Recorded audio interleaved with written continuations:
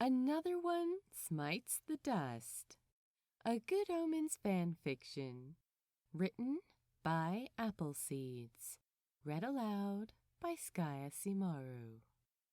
If you enjoy this podfic, you can check out the original story on Archive of Our Own.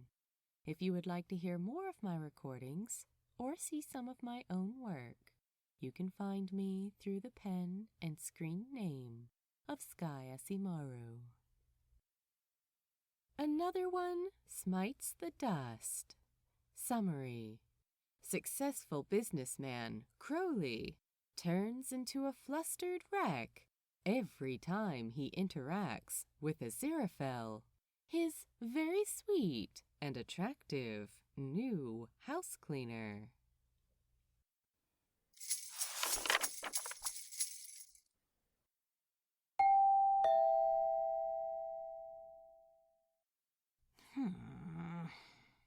Crowley scrubbed his hand across his forehead and sauntered along the hallway to see who was at the door. He'd been surprised to hear the bell ring.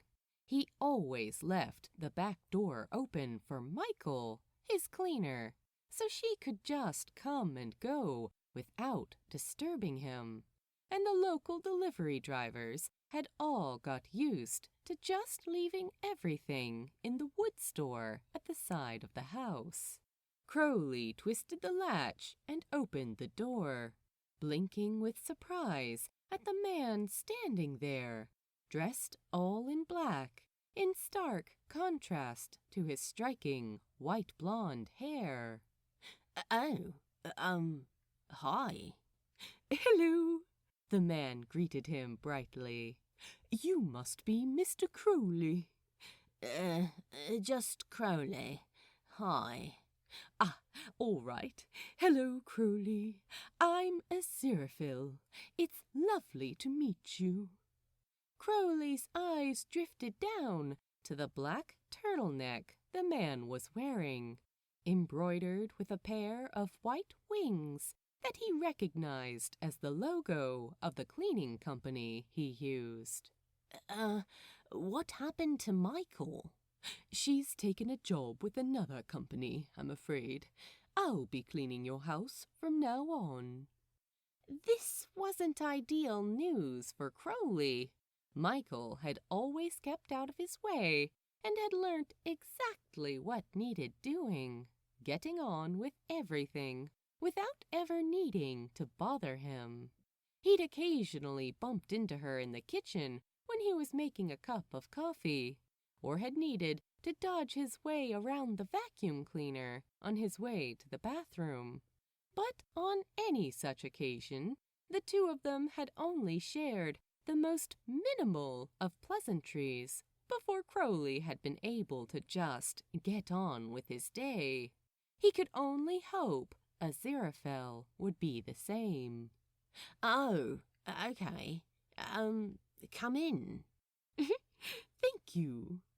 Crowley stepped back out of the way, letting Aziraphale pass him with his crate full of cleaning supplies before closing the door behind him. I know that you work from home. I'll do my best not to disturb you. Yeah, thanks. Now, I have all of your notes from Michael, but is there anything in particular you'd like to make me aware of before I start? No, it's probably all in there.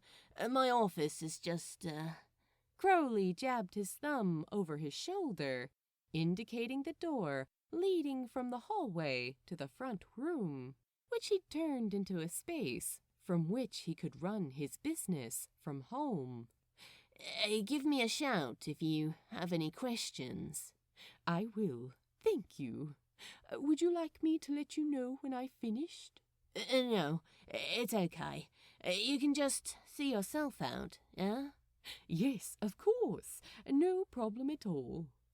And I always leave the back door open, so you can just come and go. You don't need to ring the doorbell next time. You can just let yourself in. All right. I'm sorry to have disturbed you this morning. No, it's fine. Just for future, you know. Yes, of course. Well, it was lovely to meet you. I suppose I'd best be getting a wiggle on.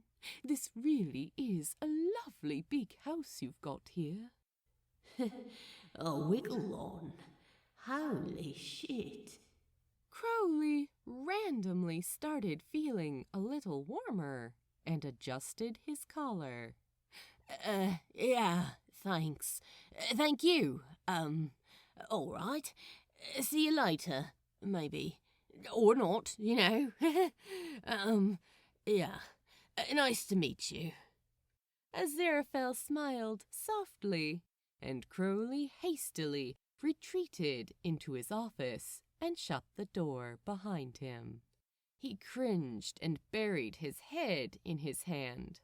That was awkward. That was awkward, right? Crowley took a deep breath and swept his hair back away from his face. Why was he feeling so flustered? He was never particularly good at talking to people, and had managed to build a life for himself that, thankfully, rarely required him to do so. But that had been bad, even by Crowley's standards. He flopped back down onto his desk chair and just tried to put the entire interaction out of his mind so that he could get back to work. But as he tried to get his head back into what he'd been doing before the doorbell rang, his mind kept drifting to fluffy blonde curls and bright blue eyes, soft round cheeks, and a voice so soothing that Crowley thought he'd quite like to listen to a recording of it to help him get to sleep. Right, okay, this was mildly inconvenient.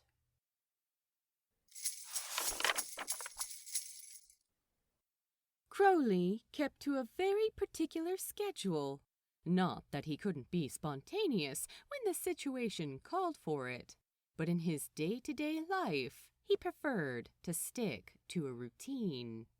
Aziraphale came every Monday to clean the house. Whenever Aziraphale was there, Crowley would take his morning break at precisely 11 o'clock, at which point Aziraphale would pop into his office to clean it, to avoid disturbing him while he was working, just as Michael had done. Well, not just as Michael had done.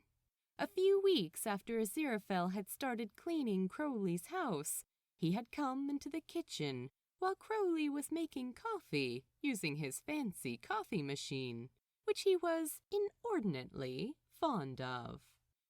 "Oh, I'm sorry.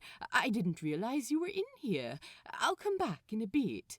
No, it's okay. It's fine," Crowley had hurried to say. He didn't want Aziraphale to feel like he had to avoid him completely. Crowley really hadn't come across the way he'd wanted to when they'd first met, and it had been playing on his mind ever since, as had that warm, friendly smile Aziraphale had given him just before they'd parted ways. How are you getting on?" "Upstairs is nearly done. I just need to fetch the vacuum cleaner from the van." Crowley had turned back to the coffee machine to hide his face while he closed his eyes and silently berated himself. He hadn't intended to come across like he was asking for a progress update, like he thought Aziraphale needed micromanaging or something. Crowley couldn't stand that. It had been one of the main motivating factors behind him leaving the last company he'd worked for and deciding to go into business for himself. No, I mean, Crowley had begun, but had immediately realized he didn't actually know what he'd meant. Are you enjoying cleaning my house? Oh, God. How are you? Are you okay? Aziraphale had given him that smile again, and Crowley's insides felt like they'd been loaded into a washing machine, set on the fastest possible spin cycle. That was definitely inconvenient. I'm very well, thank you. How are you today? Good. Yeah, thanks. Crowley had managed to mumble by way of reply before making his coffee and departing the kitchen with a painfully cringeworthy Ciao. Aziraphale had apparently been watching Crowley make his coffee, because from then on, every time Crowley returned to his office after his break, it wasn't only spotlessly clean, sparkling almost as much as Aziraphale's eyes. Oh, Jesus Christ! There was a freshly brewed cup of coffee waiting for him, positioned neatly on a coaster on his desk. It was always the perfect strength, with just the right amount of cream, just as if Crowley had prepared it himself.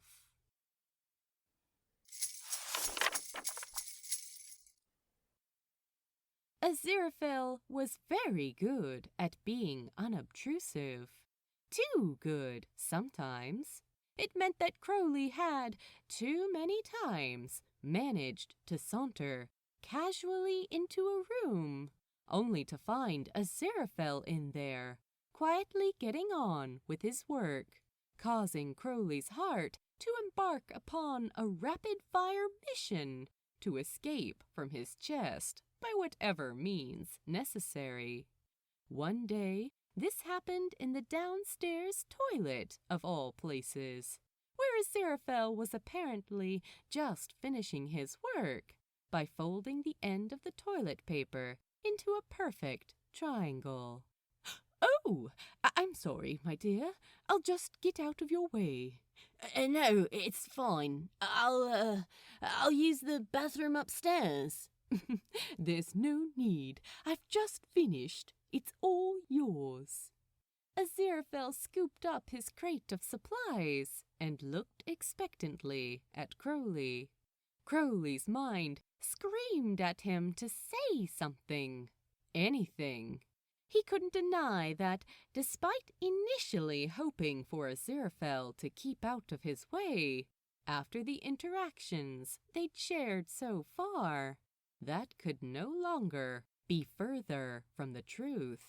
Crowley wanted to talk to him, and here was his chance. Why do you do that? He asked. Do what? Crowley gestured vaguely at the toilet roll. You know, fold it, and make that little triangle. Oh, God, I'm talking to him about toilet paper. I knew there was a reason why it was better not to say anything at all. Oh, I don't know, really. It's just what people do after they've cleaned, isn't it? I think it makes it look more professional. You think a triangle of folded toilet paper looks professional? Oh, for the love of God, stop talking! Please stop talking! Oh, would you prefer that I didn't fold it? No, of course not. Sorry, I was just curious. Aziraphale nodded, but he still didn't leave. Why isn't he leaving? What does he want from me? What else could there possibly be to talk about the downstairs loo? Why is he looking at... Oh, fucking hell, I'm blocking the doorway. Crowley stepped back So quickly, it was as though his feet had been burning on the tiled floor. Aziraphale smiled and shuffled past him. See you later, my dear. Crowley sequestered himself in the toilet and locked the door. His face contorted in a silent scream.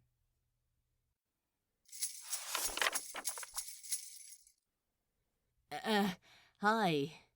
Crowley leaned against the doorframe, absolutely convinced that he looked very, very cool.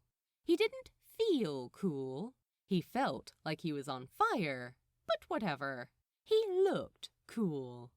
Aziraphale glanced up from scrubbing the kitchen sink, intensifying the heat raging inside of Crowley by giving him another one of those absolutely blinding smiles.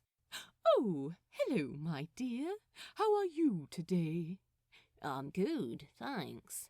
How are you? Very well, thank you. Aziraphale returned his attention to the sink, and Crowley inhaled deeply. I saw what you did with the toilet roll. Ah, good. I hope you'll agree that it is indeed most professional. Crowley blinked, trying to discern from Aziraphale's response whether the origami bow tie that now adorned the end of the toilet roll in Crowley's downstairs loo was a genuine attempt to meet some kind of standards he thought Crowley had. After all, he had, once again, hardly come across well during that particular interaction. Or whether he was just being a bit of a bastard and teasing him for making those comments about the toilet paper in the first place. Yeah, it's great, thanks. You're welcome. Crowley nodded and turned to leave, but then froze and abruptly turned back. You do know I don't expect you to do that, right? Aziraphale giggled. He actually giggled. Crowley grabbed onto the doorframe for support. I think Michael would have warned me if you were that fussy, my dear. Right, yeah, okay. Anyway, thanks. It's brilliant. Really made me smile. Aziraphale beamed at him, and Crowley's blood rushed to his cheeks.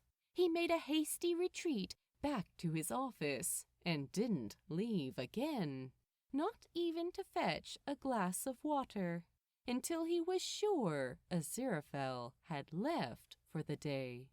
Then he visited the downstairs bathroom and carefully detached the first few pieces of toilet paper, keeping the bow tie intact, and added it to the box of souvenirs and keepsakes he'd been amassing throughout his adult life.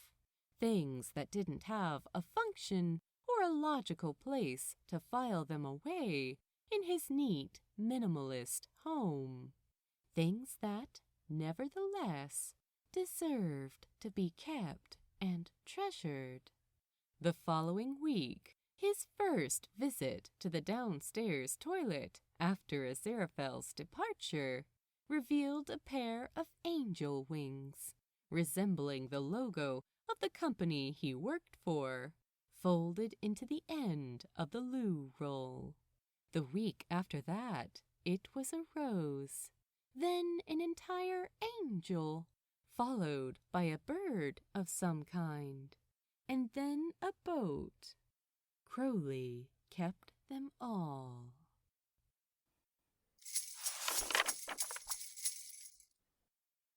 The door to Crowley's office opened, and he looked up from his desk in time to catch Aziraphale freezing in the doorway. Oh, my dear, I'm so sorry. No. It's fine. Sorry, I had a Zoom call that ran over. It's finished now.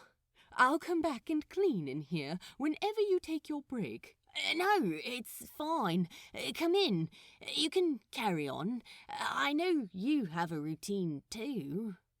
Crowley didn't admit that he had learnt Aziraphale's routine so precisely that he occasionally used that knowledge to orchestrate opportunities to bump into him.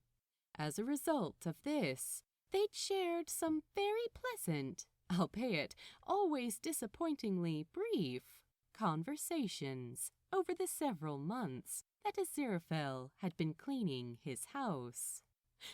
Thank you.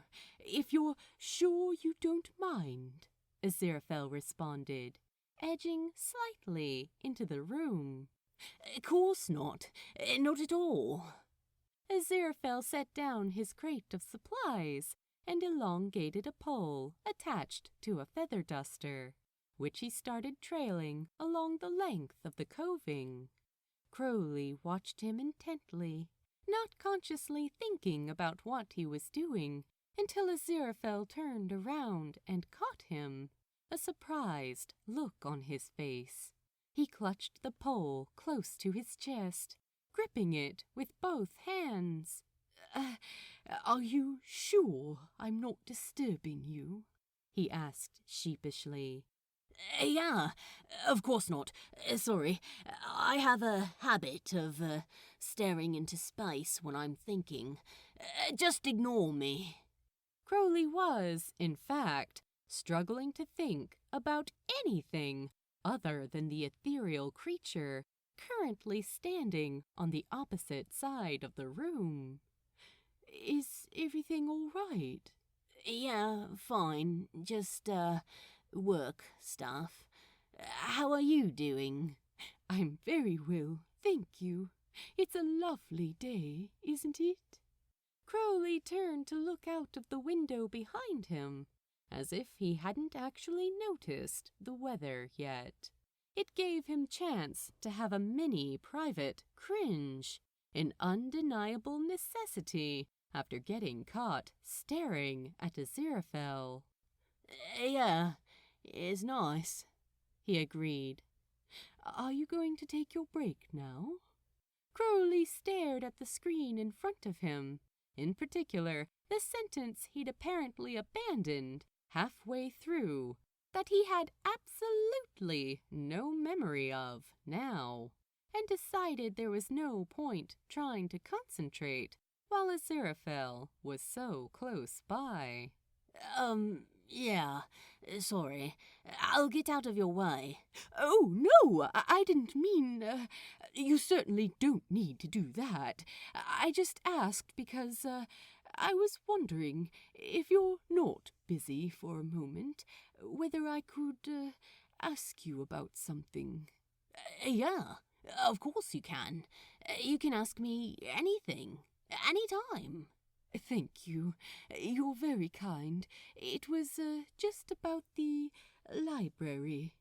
Oh, yeah?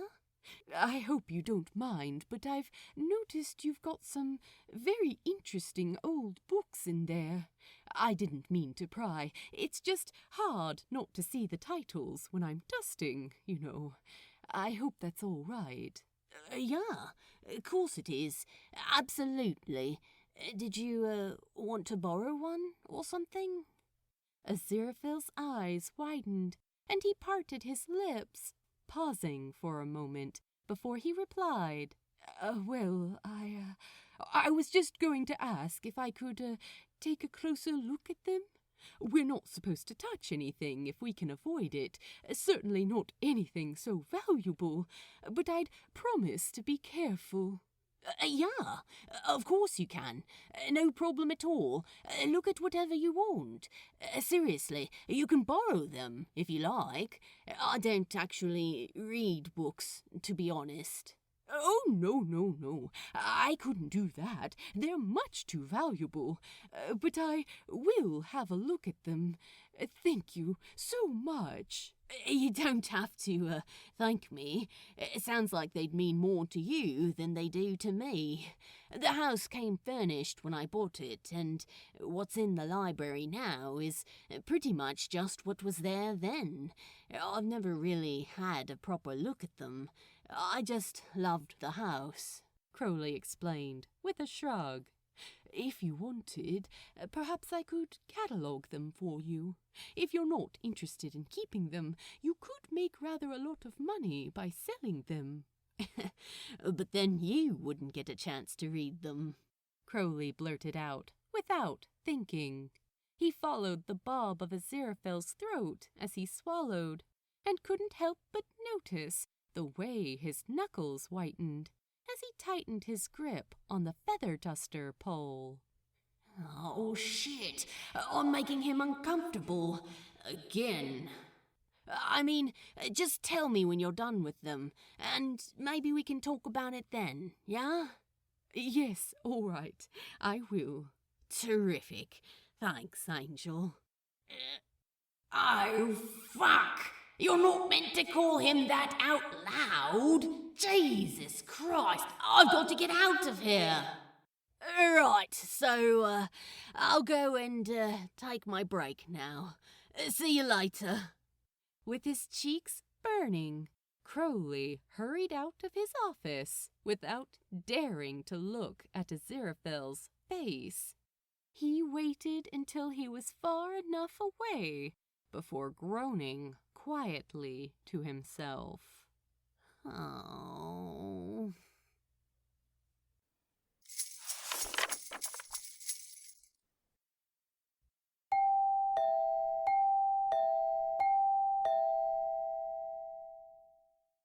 The doorbell rang, disrupting Crowley's train of thought.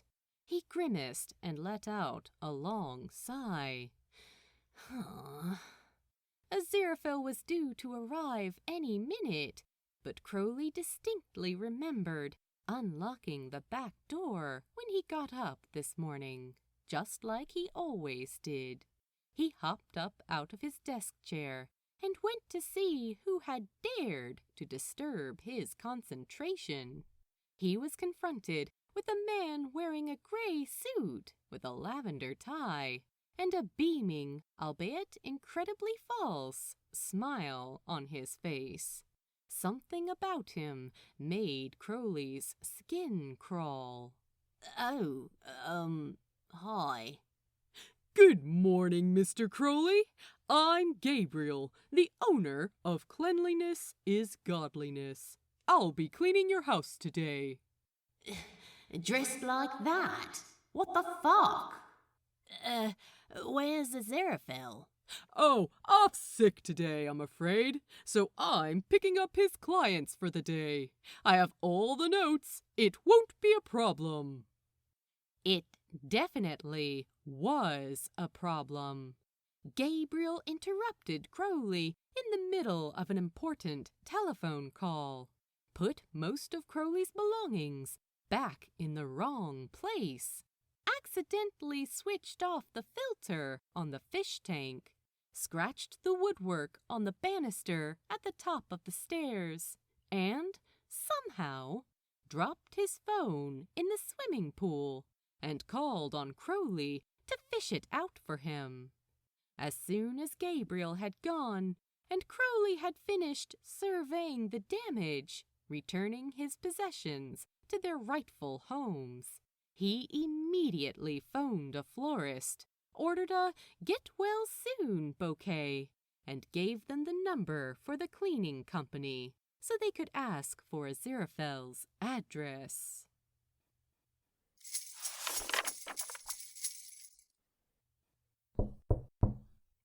Crowley nearly jumped out of his skin. The knock on his office door had been quiet, timid, really, but he couldn't control himself. A knock on the door meant that Aziraphale wanted to talk to him. Crowley took a deep, steadying breath, but was still trembling a little when he opened the door. Hi. Welcome back. How are you doing? Gabriel said you were sick? Oh, I'm fine. Thank you. It wasn't anything serious. I'm sorry to disturb you. No, not at all. What can I do for you? Well, firstly, I wanted to thank you for the flowers. That was very kind of you. Crowley shrugged, but he couldn't stop the fond smile from creeping onto his face. It's okay. They were beautiful. Most of them are still going strong, in fact. Happy to hear it. I also, well, I noticed there's been some damage caused to the banister. Crowley's jaw clenched, and he rolled his eyes. Was Gabriel responsible for that? Amongst other things, yeah. Oh, dear, I am terribly sorry. Would you be happy for me to try to repair it for you? You can do that? Yes, I believe so. I can certainly do my best. That'd be great, thanks. I really appreciate it. Right, well, I suppose I'd best let you get on. Thank you again for the flowers.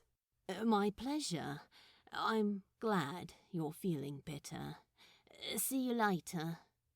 Crowley closed the door behind him and finally stopped fighting back the enormous grin that insisted upon asserting itself on his face.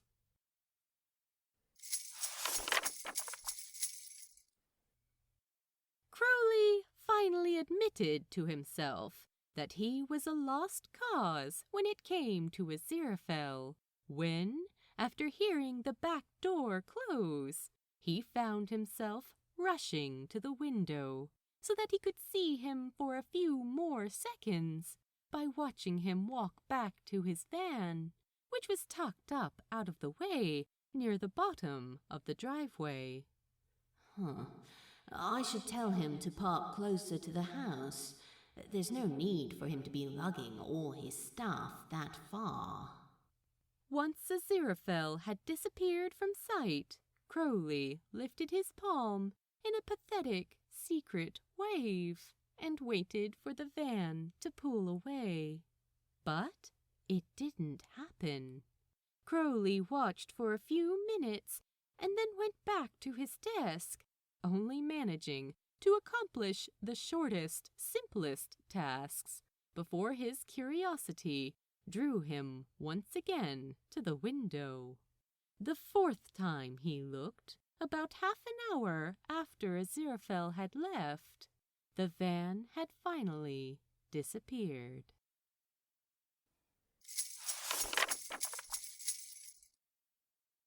Hi, sorry to interrupt, Crowley said sheepishly, his pulse disconcertingly fast. Aziraphale set down the spray can of furniture polish he'd been holding and gave him his full attention, stretching the duster taut between his hands. Not at all. What can I do for you? Nothing. I just wanted to ask you something. Last week, I noticed your van was parked here for quite a while after you finished. Was everything okay?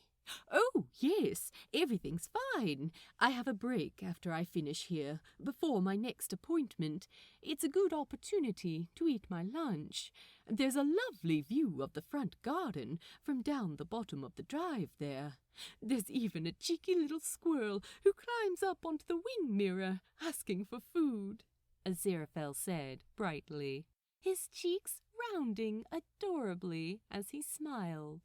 Crowley couldn't help but stare at him, utterly transfixed, telepathically willing him to keep talking. The smile soon dropped from Aziraphale's face, I'm very sorry. I shouldn't have presumed it was all right for me to stay. I'll be sure to leave as soon as I'm finished today. No, it's okay. Don't do that. No, sorry. I just wanted to make sure everything was okay. That was all. And I was just going to say you can park closer to the house if you want. If it's easier, for bringing all the stuff in and out. Oh, actually, that would be much easier. Thank you. If you're sure you don't mind. Of course I don't mind. And of course you can eat lunch here if you want. You don't have to sit in the van, mind. Unless you want to, of course. I mean, there's a bench in the front garden. Or come round the back. The arbour's nice, especially if it's raining a bit. Would give you plenty of opportunity to feed the little bastard, who wakes me up by running across the roof at 6 o'clock in the morning. Crowley teased. Aziraphale chuckled, wringing the duster between his hands. Or the sunroom, if you want. It's not that warm outside now. Thank you. That's very kind of you to offer. Your gardens are stunning. It's no problem. Maybe next week you could stay after you finish and have lunch with me, Crowley asked bravely, desperately hoping he'd manage to come across as casual. Oh, thank you, but I wouldn't want to intrude. You wouldn't be intruding. But no pressure. I understand completely if you'd rather have your lunch with Eric. Eric? The squirrel. Ah, well, he is wonderful company, but I'd love to join you for lunch. Thank you. Crowley grinned. Terrific. I'll cook something. Anything you particularly like? You really don't need to go to any trouble. It's no trouble. What's your favourite? Crowley watched as Aziraphale gave this some thought. He suspected Aziraphale was trying to think of something he could say that would inconvenience Crowley as little as possible. Well, I do really enjoy crepes. Something with only 3 ingredients. Suspicion confirmed. Crepes? Really? You sure that's all you want? Is that all right? I normally eat more in the evening than during the day. Yeah, course it is. Crepes. Yeah. I'll get some stuff in before next week. Thank you. You're very kind. I'm looking forward to it. Yeah, me too, Crowley said with a smile.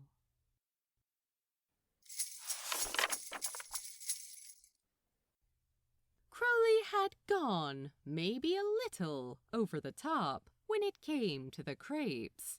Not sure what toppings Aziraphale would prefer, and wishing he'd had the foresight and, frankly, the wherewithal to ask, he ended up purchasing strawberries, raspberries, whipped cream, chocolate spread, roasted coconut shavings, sliced almonds, chopped hazelnuts, blueberries, and chocolate chips.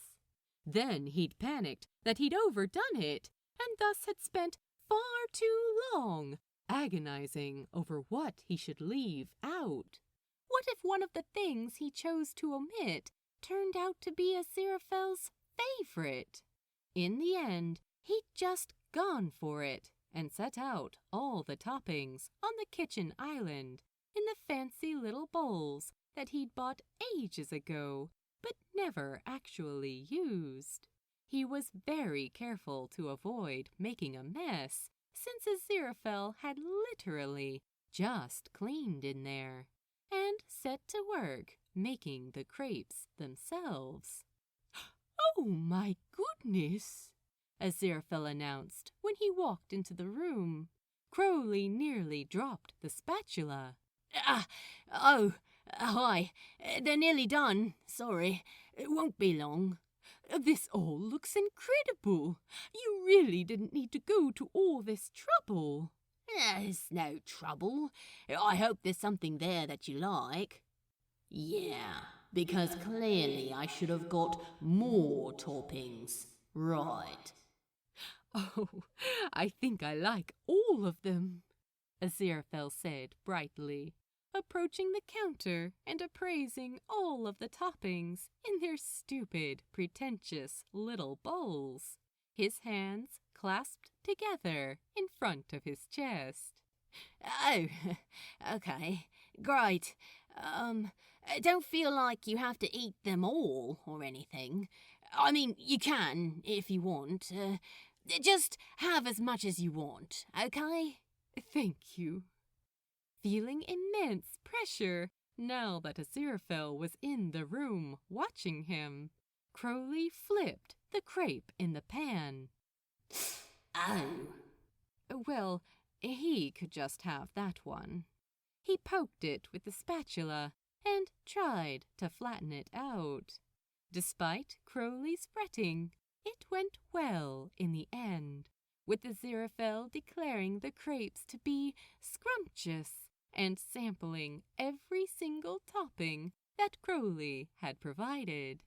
They sat in the sunroom, looking out over the vast garden at the back of the house. There wasn't as much to see at this time of the year, but the bright copper-colored leaves were still hanging onto the beech trees, and it had been relatively mild, so a few nasturtiums and calendulas were just about still in flower, although they were starting to look a little ragged. After half an hour of trying not to embarrass himself in front of Aziraphale, that was something Crowley could relate to. They talked while they ate, and Crowley couldn't remember the last time he'd enjoyed himself so much. Aziraphale was just so bright and cheerful, interesting and insightful. Breathtaking, really. Crowley sighed contentedly. May I ask you something? Of course. Is it a snake? Crowley cast his eyes around the room, trying to figure out what Aziraphale might be referring to. Is what a snake? In the room upstairs, the one the notes say not to clean. What? Well, when we're asked to keep out of a particular room, it's normally because someone has a pet living in there that might be sensitive to the cleaning products or disturbed by the noise. Okay, yeah, but why would it be a snake? Well, I never hear any sound coming from there, and I don't think it's fish because you keep fish down here. That room must get a lot of light. I thought an animal that enjoys basking in the sun would make sense. A different sort of reptile, perhaps.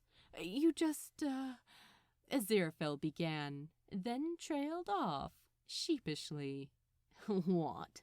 Strike you as a snake person? Possibly. I mean, you do have that door handle that's carved to resemble a snake. That's true. I'm sorry. You don't have to tell me, of course. I was just curious. It's okay. I don't mind. Crowley stood up, and Aziraphale looked up at him quizzically. Come on, I'll show you. Really? Are you sure? I didn't mean to pry. Yeah, of course. Crowley held out his hand to help Aziraphale stand, because Crowley was an idiot and as such had a tendency to do idiotic things. Aziraphale looked surprised, but smiled politely and clasped Crowley's hand in his own. He let go as soon as he was standing, but Crowley's skin tingled and pulsated with warmth, as if Aziraphale were still holding on to it. He led Aziraphale upstairs and opened the door to the plant room, watching with secret joy as Aziraphale's eyes widened and his lips parted with awe as he surveyed the lush, verdant vegetation filling the space. "Oh, Crowley, these are incredible." Thanks. Not really a pet, but you were right about the room getting a lot of light. "Oh, they're absolutely stunning. You must take very good care of them. Are you concerned about the cleaning products damaging them?" Yeah. I try to be really careful what I use in here. "Well, you're very welcome to give me instructions, if you'd like. I promise you I would adhere to them to the letter to protect these beautiful things." You do more than enough. I'm not going to ask you to do even more. "I really don't mind." Can't allow it, I'm afraid. You're already praising them too much. You'll make them complacent. Aziraphale giggled, and Crowley crossed his arms across his stomach, trying to suppress the fluttering feeling that Aziraphale's laughter induced there. "Well, the offer is there. Just let me know if you change your mind." Thanks, Aziraphale. I appreciate it. They went back downstairs, and Aziraphale thanked him again for the crepes before leaving to go to his next job. But, to Crowley's delight, having lunch together became a regular occurrence after that.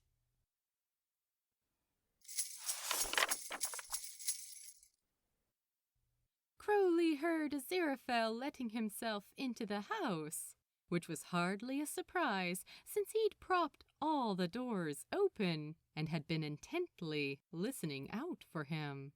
He leapt up from his desk chair, hurrying through the house to the utility room. Hi, Aziraphale. Sorry to accost you when you've only just come in. How are you doing? You okay?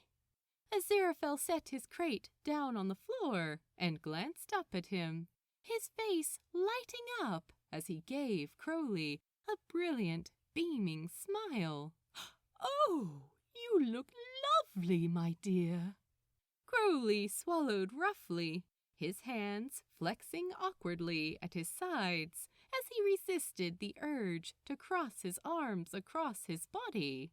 He could feel his cheeks heating and hoped he wasn't blushing too furiously. Having Aziraphale see him wearing a tuxedo wasn't exactly ideal, but he had to connect to the call soon for the pre-event technical checks, and he wouldn't have had time to get changed after. Besides, Aziraphale might have walked into his bedroom while he was getting changed, and that would have been even worse. Thanks. It's just this kids' charity thing I'm doing on Zoom in a minute. A Christmas thing. They've asked me to speak because I donated to this community thing. Oh, God, shut up! You just used the word thing 3 times in one sentence. That's not important.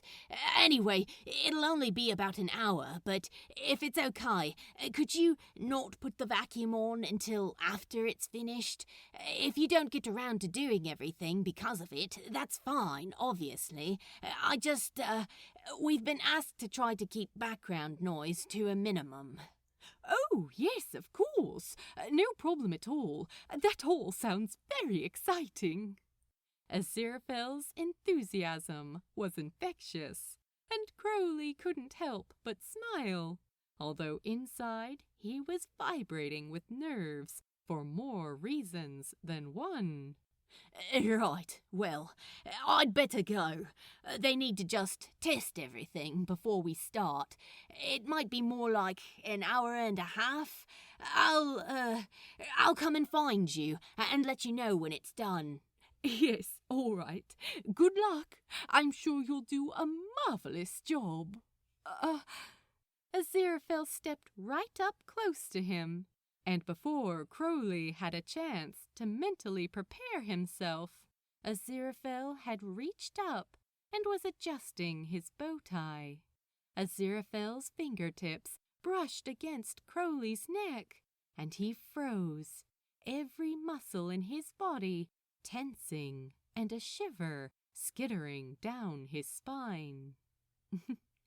Try not to be nervous, my dear, Aziraphale said softly, reassuringly squeezing his arm, making Crowley's pulse quicken even more. I'm sure it'll be fine, and you really do look incredibly handsome. Crowley took a deep, shaky breath. If Aziraphale thought he was just nervous about doing his little speech, then at least that meant he didn't have to try to hide it anymore. Thanks. Fingers crossed. See you later. Crowley retreated to his office, opening up a new meeting in Zoom just to privately examine his appearance. He waited until he was satisfied the blush had faded from his cheeks before connecting to the other call.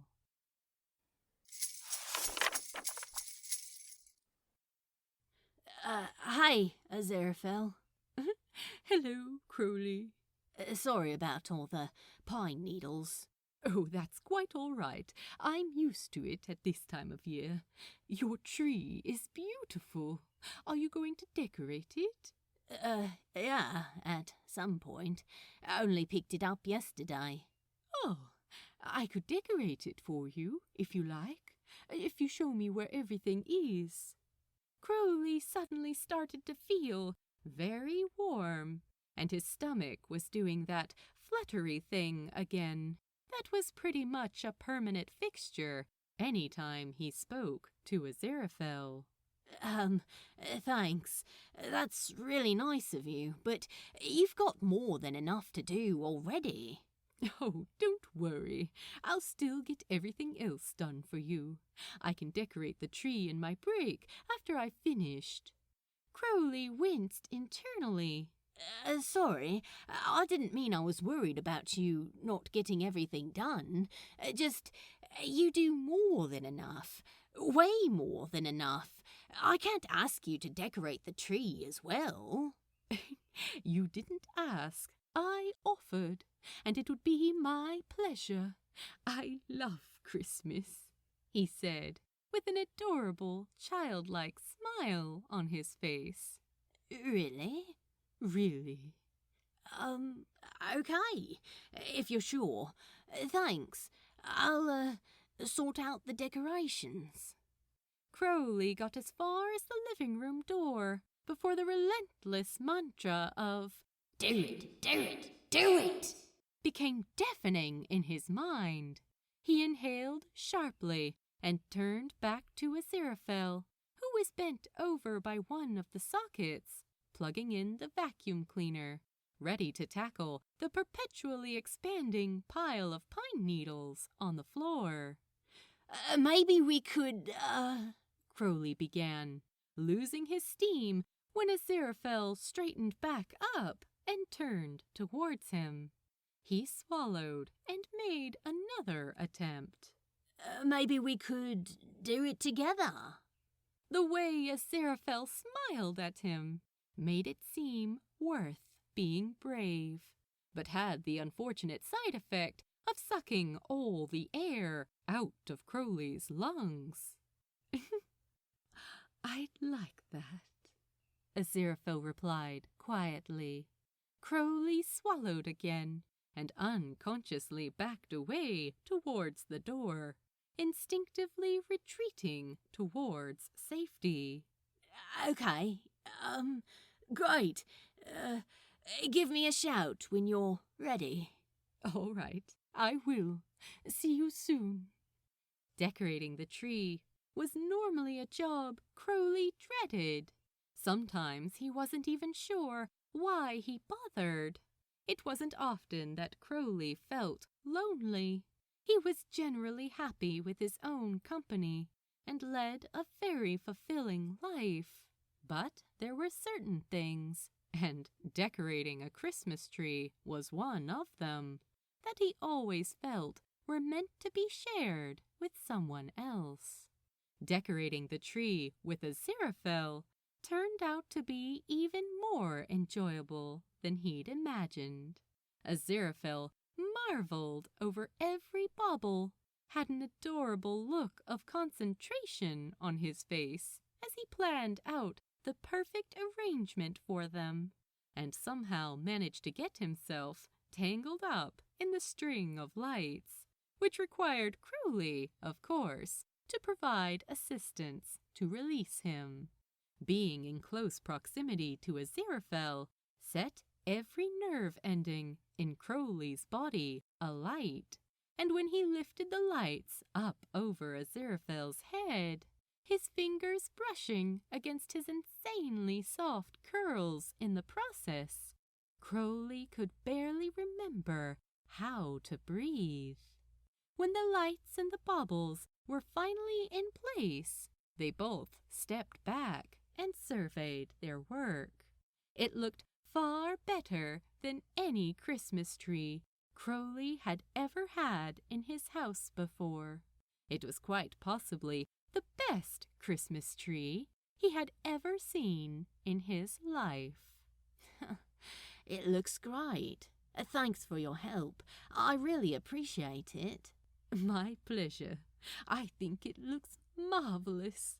You just need an angel to go on the top. Not sure you'd fit up there. Oh, for God's sake! Aziraphale's cheeks flushed, but he didn't comment on what Crowley had said. Crowley wasn't sure whether that was for the best or not. Well, I'd best be going. I need to eat something before I go to my next job. Right, yeah, of course. Thanks again. It looks amazing. No problem at all. I've had a wonderful time. I'll see you next Monday. Yeah, okay. See you then. Crowley waited until he could be sure Aziraphale had left, and then scrubbed his hands roughly across his face, letting out a quiet little groan. Oh.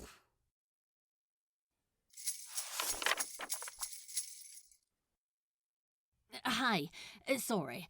Can I interrupt you for a minute, in case I don't see you before you go? Of course. Aziraphale lowered his hand from the window he'd been cleaning, set the cloth down on the counter, and brought his hands together neatly at his waist. Great, thanks. Just, I'll be right back. Crowley nipped back into his office and retrieved the gift bag he'd hidden inside one of the cupboards where Aziraphale wouldn't see it, then rushed back to the kitchen. He could have just taken the present with him in the first place, but it would have seemed disingenuous to ask Aziraphale if he minded Crowley interrupting him, if he was just going to go ahead and interrupt him anyway, right? When Crowley returned with the gift bag, Aziraphale gasped quietly and touched his hand to his heart.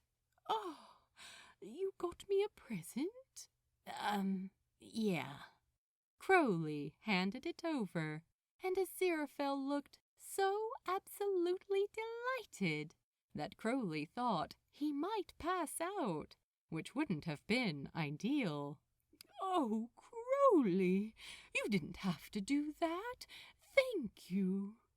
Crowley shrugged, because for some reason, despite knowing it was completely futile, he hadn't yet abandoned his ambition to try to be cool around Aziraphale. It's just to say thank you for everything you do. I'm really grateful. Oh, thank you, Crowley. Aziraphale did a happy little wiggle and clutched the gift bag close to him, an enormous smile on his face. Crowley's heart soared. He wanted to hug him. Was that an option? To say goodbye, maybe. A bit weird now while he was in the middle of cleaning the kitchen windows, though, right? Maybe Crowley should ask him to come and see him before he left. Wait, he should have done that before, and then given him the present at that point. And then he could have said Merry Christmas and hugged him. For someone so prone to overthinking, Crowley seemed to make a habit of also somehow not thinking things through quite enough. Was there something else? Aziraphale asked. Oh, fucking hell! How long have I just been standing here staring at him? Honestly, I was trying to figure out whether to say Merry Christmas to you now. But you know how it gets this time of year. People keep saying it, thinking it'll be the last time they talk to you before Christmas. But then you see them again and end up, Well, how about I come and see you before I leave, so that I can wish you Merry Christmas properly? Aziraphale suggested, softly. Yeah, okay. Good idea. Do you want me to, shall I put that back in my office? He offered, pointing at the gift bag. No, it's fine. I need to pop out to the van for the vacuum cleaner. I can take it out then. Thank you ever so much for my present, Crowley. You're welcome. See you in a bit, then. All right, my dear. Crowley went back to his office and decided he wouldn't leave until Aziraphale came to see him. He didn't even try to get any work done. It was nearly Christmas. It was perfectly acceptable to start winding down a little bit, right? Says the author who wrote this instead of working. Crowley was vibrating with nervous energy when he heard the quiet knock on his office door. He leapt up from his chair and rushed to open it. There we are, all done for you. Thanks. That's great. So you'll be back in a couple of weeks, yeah? Yes, that's right. I'll try not to mess up the place too much. I hope you have a lovely Christmas and get chance for a proper break. You work so hard. Yeah, I hope you do too. You deserve it. Merry Christmas, Aziraphale. Merry Christmas, Crowley. Crowley shuffled forward a bit and vaguely spread his arms out at his sides. It took Aziraphale a moment to figure out what he was doing. Unsurprising, given the hesitant nature of the gesture. But he smiled and stepped closer, gently embracing him. And Crowley closed his eyes and savored the feeling of it as he wrapped his arms around Aziraphale in return. That black turtleneck was amazingly soft. I'll see you in the new year, Aziraphale said softly, after stepping away. Yeah, see you next year. Take care. Goodbye, Crowley. After Aziraphale had left, Crowley went about his day as normal, but stumbled across a series of things that made him smile as he ventured into different parts of the house. The end of the toilet paper had been folded into a reindeer, complete with black eyes and a red nose that Aziraphale had drawn on with marker pens, with 2 tiny branching twigs sticking out of the little pocket he had created by folding the paper. There was also a tub of Wittard's peppermint hot chocolate next to the kettle, a poinsettia in the middle of the kitchen island, and when he went to bed, Crowley discovered 2 candy canes on his pillow. They'd been arranged pointing towards each other, and to Crowley's lovesick mind resembled the shape of a heart.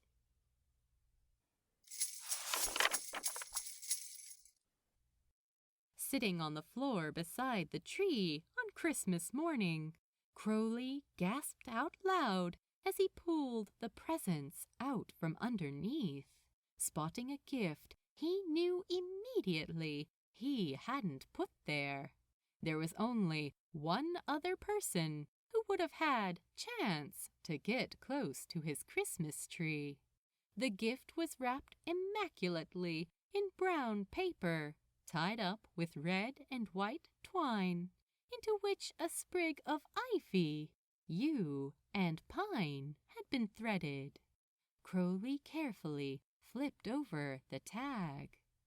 To Crowley, I hope you have a lovely Christmas.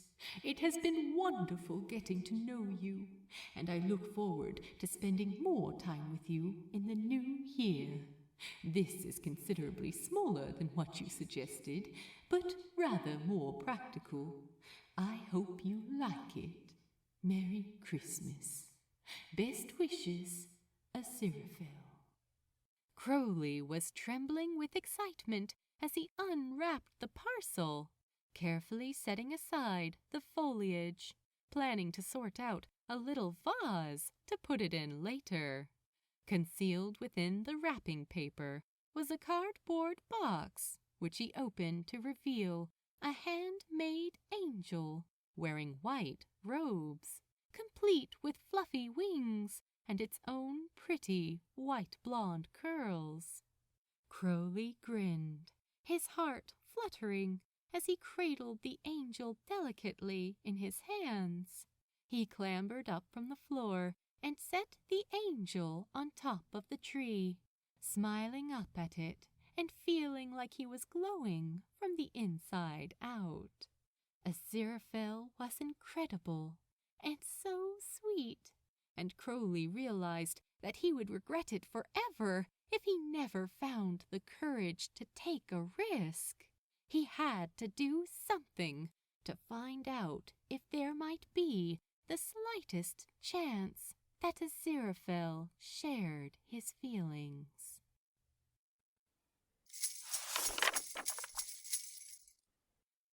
Crowley could hear Aziraphale moving in the hallway. This wasn't because Aziraphale had started the new year with an uncharacteristic propensity for loudness, but was more to do with the fact that although Crowley was hiding in his office as usual, he was standing right by the door with his ear pressed up against it. If I go out there now, he's going to know I was listening out for him. Or maybe he won't. I mean, he's hardly going to think I was standing here with my ear pressed up against the door, is he? Who in their right mind would do something like that? There was a reason for Crowley's anxiety being even more intense than usual. He'd done something, possibly a stupid thing. He'd decided that he absolutely needed to give Aziraphale an indication of how he felt about him. But whenever he tried to imagine how that conversation would go, he'd been reduced to a quivering puddle of nerves. He couldn't just come right out and say it, just totally out of the blue, could he? Wow, the windows look extra shiny today. Is that a new product you've been using? Oh, and by the way, I'm crazy about you, and the time we spend together makes me happier than I ever thought possible. Crowley squeezed his eyes closed and cringed violently at the thought. So instead, in what had seemed like a good idea at the time, he'd left something for Aziraphale to find. And given how closely Aziraphale adhered to his routine, Crowley knew he would definitely have seen it by now. Crowley had to talk to him. He had to. Just do it. Just do it! But what if he doesn't say anything about it? Should I say something? Oh, God, no, I can't do that. If he ignores it, it's better to pretend it never happened. Right, just go out there and talk to him. Just, Happy New Year! Happy New Year! Happy New Year! Crowley opened the door. Oh, hi, Aziraphale, Crowley said casually. Happy New Year. Yes, good. Now, thank you for the present. Thank you for the present. Oh, thank you. Happy New Year to you too. Did you have a good Christmas? Perfect. Perfect opening. Excellent. Thank you for the present.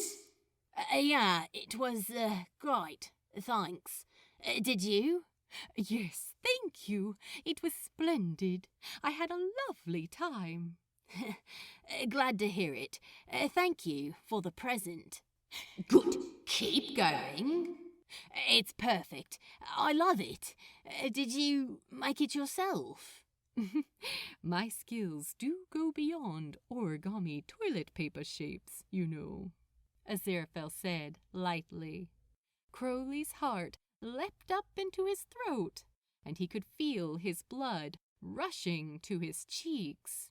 Had Aziraphale just said that because he'd seen what Crowley had done? He must have. He always cleans that part of the house first. Oh, God, what was I thinking? He probably didn't even know what it was supposed to be. Crowley had followed the instructions so carefully and had ended up using about a quarter of the toilet roll before he'd ended up with something he was happy with. It did look like a heart. It did. Maybe Aziraphale would just choose not to mention it, and that would be that.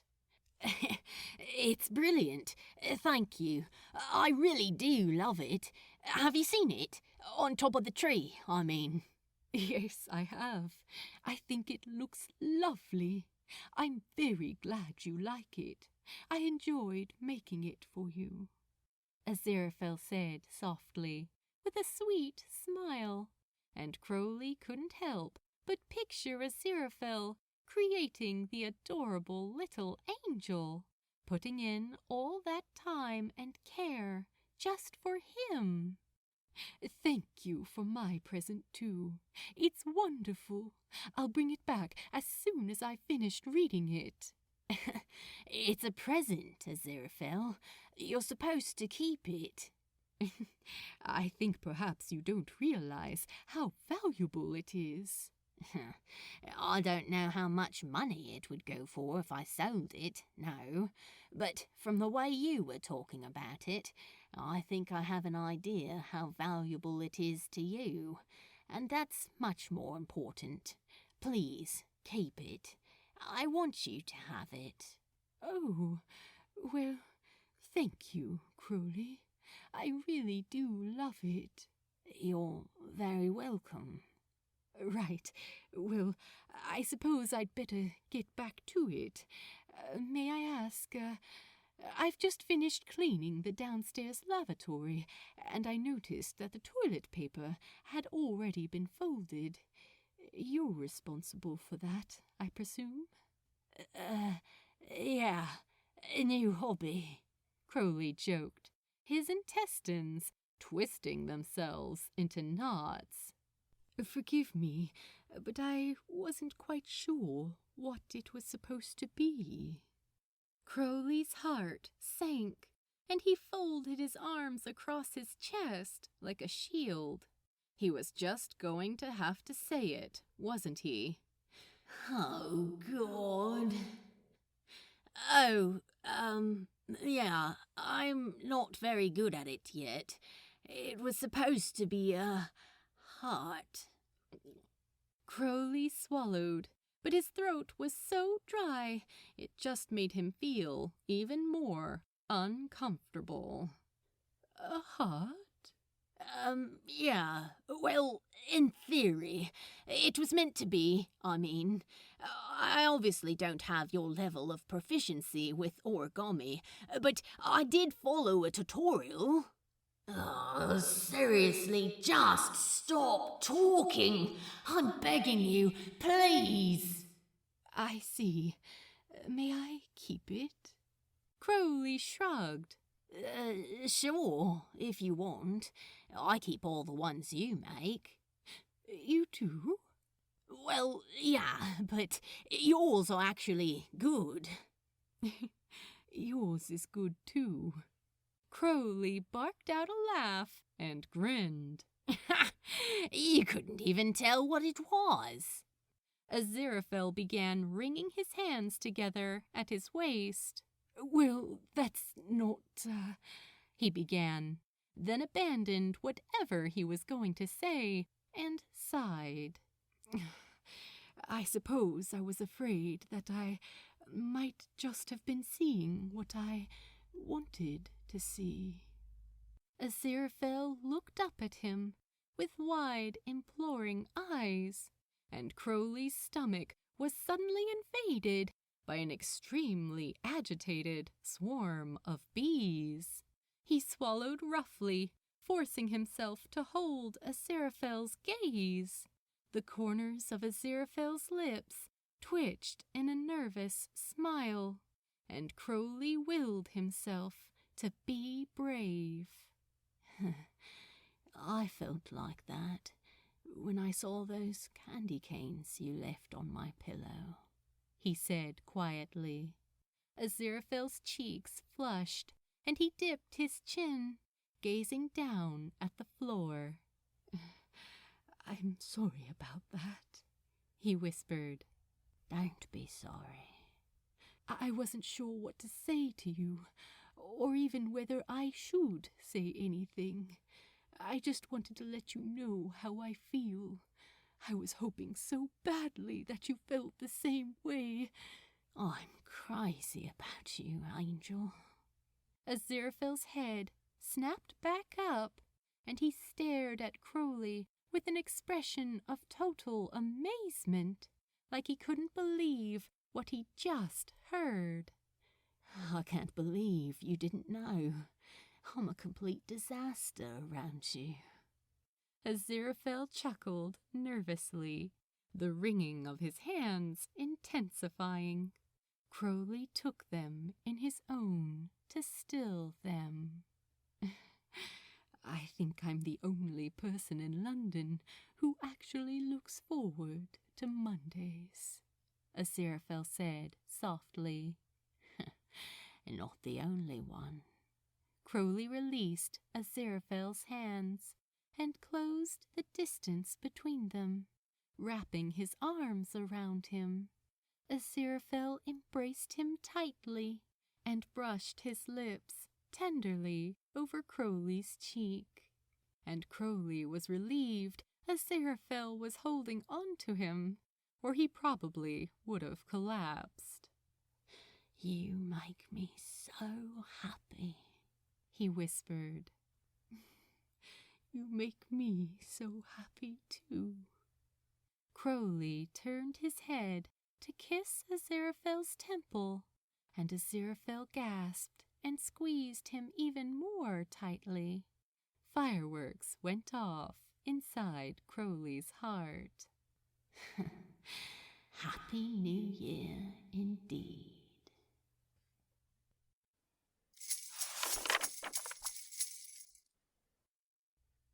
The end. Thank you for reading. Happy holidays, everyone. Please drop by the archive and let the author know what you thought of their work.